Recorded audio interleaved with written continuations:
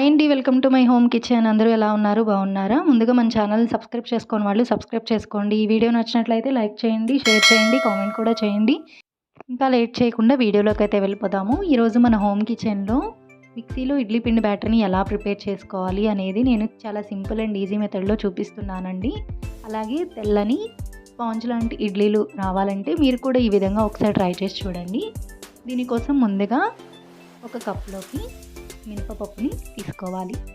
నేనైతే పట్టు మినపప్పుని తీసుకుంటున్నానండి. మీ దగ్గర మినపగుళ్ళు ఉన్నా సరే ఒక కప్పు వరకు మినపగుళ్ళని తీసుకుని ఒక గిన్నెలోకి యాడ్ చేసుకోవాలి.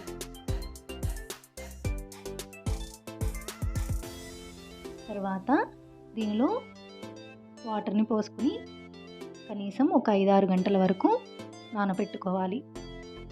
తర్వాత ఒక కప్పు మినపప్పుకి 2.5 కప్పుల వరకు ఇడ్లీ రవ్వను తీసుకోవాలి. మనం మిక్సీలో మినపప్పుని రుబ్బుకుంటున్నాం కాబట్టి ఒక కప్పు మినపప్పుకి 2 కప్పుల వరకు రవ్వ అయితే సరిపోతుందండి. మనం కనుక మినపప్పుని రుబ్బుకున్నట్లయితే ఒక కప్పుకి 3 కప్పుల వరకు రవ్వని యాడ్ చేసుకుంటే ఇడ్లీ అనేవి మంచి స్పాంజ్గా వస్తాయి. మనం ఇడ్లీ ప్రిపేర్ చేసుకోవడానికి రవ్వని ఎప్పుడైనా సరే చాలా సన్నగా ఉన్న రవ్వని ప్రిపేర్ చేయాలండి. కొంచెం లావుగా ఉన్నా సరే ఇడ్లీలు గట్టిగా వస్తాయి.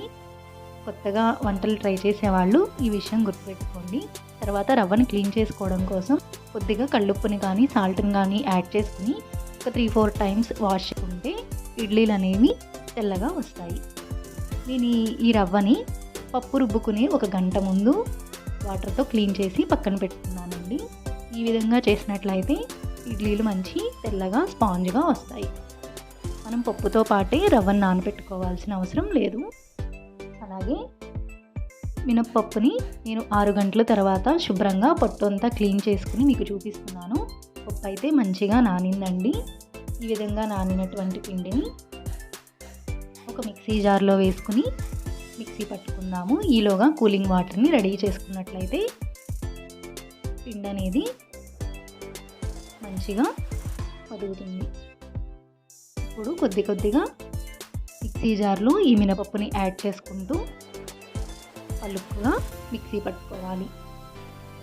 ఇలా వీడియోలో చూపిస్తున్నట్లుగా ఫస్ట్ ఇలా పలుకుగా మిక్సీ పట్టుకొని తర్వాత దీనిలో ఈ పప్పు మునిగేంత వరకు చల్లటి వాటర్ని యాడ్ చేసుకోవాలి. ఈ చల్లటి వాటర్ని యాడ్ చేయడం వల్ల పిండి బాగా ఫెగ్మెంటేషన్ అవ్వడానికి యూజ్ అవుతుంది. నేను మిక్సీ పట్టిన దాన్ని మూత ఓపెన్ చేసి చూపిస్తున్నానండి. ఇలా నురగగా బాగా మిక్సీ చేసుకోవాలి. ఈ పిండి బాగా నలిగిందా లేదా అనడానికి నేను వాటర్లో వేసి చూపిస్తున్నాను. అది బాగా పైకి తేలింది అంటే పర్ఫెక్ట్గా పిండి అనేది రెడీ అయిందని. ఇప్పుడు వాటర్ని పంపేసుకుని ఈ రవ్వలో మనం మిక్సీ పెట్టుకున్నటువంటి మినపప్పు బ్యాటర్ని వేసి బాగా మిక్స్ చేసుకోవాలి. ఈ విధంగా చేతితో కలుపుకోవాలి. చాలామంది పిండిని గట్టిగా పట్టేస్తారు, లేదంటే రవ్వని బాగా గట్టిగా పిండి వేస్తారండి. ఒక్కొక్కసారి బాగానే వస్తుంది, తర్వాత 2 డేస్ తర్వాత అది పులుపు వచ్చేస్తుంది. ఇలా చేయడం వల్ల ఏంటంటే పిండి అనేది పులవకుండా ఫెగ్మెంటేషన్ మంచిగా అవడానికి యూజ్ అవుతుంది. ఈ విధంగా చేతితో బాగా నేను వీడియోలో చూపిస్తున్న విధంగా 1 మినిట్ వరకు ఇలా బీట్ చేసుకున్నట్లుగా కలుపుకోవాలి. చాలామంది ఇడ్లీలు తెల్లగా రావాలి అంటే కొంచెం సగ్గుబియ్యంని యాడ్ చేస్తారు, లేదంటే అటుకుల్ని కూడా యాడ్ చేసి మిక్సీ పట్టుకుంటూ ఉంటారు కదా. అలాగే మెంతుల్ని కూడా యాడ్ చేసినట్లయితే పిండి పులుపు రాదు, అలాగే మంచిగా ఫెగ్మెంటేషన్ అవుతుందని చెప్పి యాడ్ చేసుకుంటూ ఉంటారు. ఒక్కొక్కసారి మనం ఏదైనా పనిలో ఉండి నానబెట్టుకోవడం మర్చిపోయామనుకోండి, మెంతుల్ని కానీ సగ్గుబియ్యంని కానీ, ఏమీ ప్రాబ్లం లేదండి. నేనైతే మీకు చూపిస్తున్నాను కదా వీడియోలో, నేనైతే ఏది యూస్ చేయలేదు. చాలా సింపుల్గా పట్టేశాను మిక్సీ అనేది. దీనిని మూత పెట్టుకుని ఒక నైట్ అంతా సోక్ చేసుకోవాలి. నేను మార్నింగ్ మీకు ప్లేట్ ఓపెన్ చేసి చూపిస్తున్నానండి. నెక్స్ట్ డే మార్నింగ్కి పిండి అనేది చూసారా మంచిగా పెగ్మెంటేషన్ అయ్యి చక్కగా పొంగింది. నేను ఇందులో ఎటువంటి మెంతులు యూజ్ చేయలేదు, సగ్గుబియ్యం యూజ్ చేయలేదు, అటుకుల్ని కూడా యూజ్ చేయలేదు. అయినా సరే పిండి అనేది మంచిగా పొంగింది. శీతాకాలం అయితే పిండి పెగ్మెంటేషన్ అవ్వడానికి కొంచెం ఎక్కువ టైం తీసుకుంటుందండి. కాబట్టి శీతాకాలంలో అట్లీస్ట్ 6 మీరు ఇడ్లీ పిండి బ్యాటర్ని రెడీ చేసుకోవడానికి ట్రై చేయండి. అలా అయితే మార్నింగ్కి మంచిగా పొంగుతుంది. ఇడ్లీ పిండి అనేది ఇడ్లీలు స్పాంజిగా రావాలి అంటే మనకి ముందే అర్థమవుతుందండి. అది మంచిగా పెగ్మెంటేషన్ అయ్యింది అంటే ఇడ్లీలు తెల్లగా స్పాంజిగా వస్తాయి. ఈ విధంగా మార్నింగ్ కూడా ఒకసారి గరిటెతో కలుపుకోవాలి. ఈ మిక్సీ చేసుకున్నటువంటి ఇడ్లీ పిండిలో మార్నింగ్ మీరు వాటర్ అనేది యాడ్ చేయొద్దు. వాటర్ యాడ్ చేయడం వల్ల ఇడ్లీలు అనేవి గట్టిపడిపోతాయండి. మీకు పిండి ఎలా ఉందో సేమ్ అలానే ఇడ్లీలు అనేవి ప్రిపేర్ చేసుకోండి. ఈ విధంగా నేను చెప్పిన టిప్స్తో ఒకసారి మీరు ట్రై చేసి చూడండి. మీకు ఇడ్లీలు అనేవి చాలా స్పాంజ్ లాగా వస్తాయి మిక్సీలో పట్టుకున్నా కూడా. తర్వాత ఇడ్లీ రేకులకి కొంచెం నెయ్యిని కానీ లేదంటే ఆయిల్ని కానీ లైట్గా అప్లై చేసుకోండి. ఇడ్లీ అంటే చాలామందికి ఇష్టం ఉంటుంది. మనం మిక్సీలో చేసుకుంటే గట్టిగా వచ్చేస్తాయని చెప్పి చాలామంది మిక్సీలో ట్రై చేయరు. మిక్సీలో వేసుకున్నా సరే ఇడ్లీలు దూదుల్లాగా నోట్లో పెట్టుకుంటే కరిగిపోయేలాగా వస్తాయండి. ఈ విధంగా ఒకసారి ట్రై చేసి చూడండి.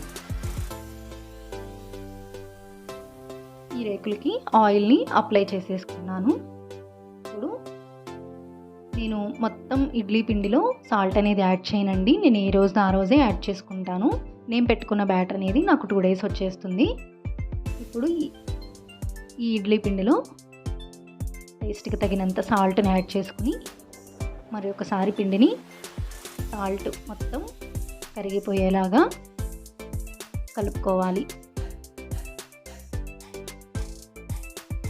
చూసారా, తెల్లగా ఇడ్లీ పిండి చక్కగా మల్లెపూలాగా ఉంది కదా. ఇప్పుడు ఈ ఇడ్లీ పిండిని రేకుల్లో ఇడ్లీలు వేసుకోవాలి. ఇలా మొత్తం నిండుగా కాకుండా కొంచెం వెల్తిగా ఇడ్లీ పిండిని గరిటెతో వేసుకోండి.